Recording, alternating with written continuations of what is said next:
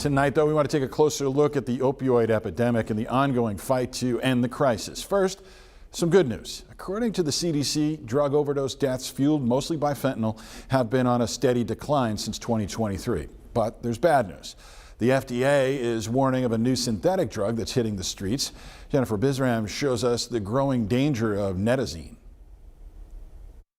Losing my son has been the most difficult thing that's ever happened to me.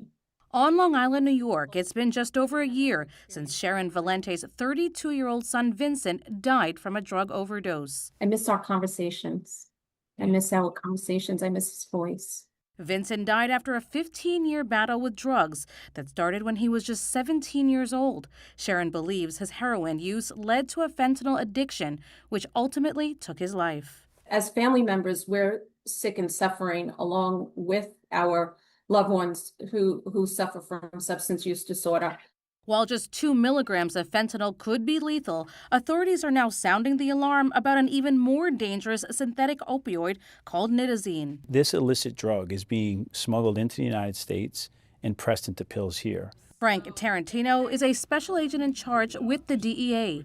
Nitazene was developed in the 1950s primarily as a painkiller, but the intensity and the strength was so extreme and that the potential risk of overdoses was so high that it never made it onto the market. Authorities are encouraged by the fact that overdose deaths last year plunged nearly 27% from the year before.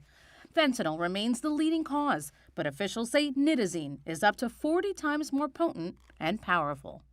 Inside a DEA lab, Tarantino showed us Nitazene and other illegally pressed pills seized in a recent drug bust. In the past, we've talked about the lethality of fentanyl, and we say it's anywhere between 10 and 20 grains of salt. When we look at Nitazene, we're talking about anywhere from 1 grain or less. They don't know what's going to be in the substance that they're using. Dr. Chinizo Cunningham is the commissioner of the New York State Office of Addiction Services and Supports. She says people should arm themselves with a life-saving antidote. What really is the most important thing, that people have naloxone around so that if they do overdose from an opioid, Nitazene is an opioid, the naloxone will reverse it.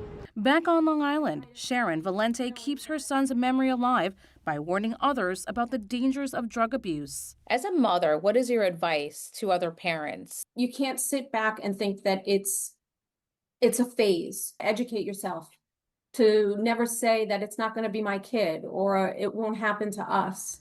A mother turning her grief into purpose. Jennifer Bisram, CBS News, Long Island, New York.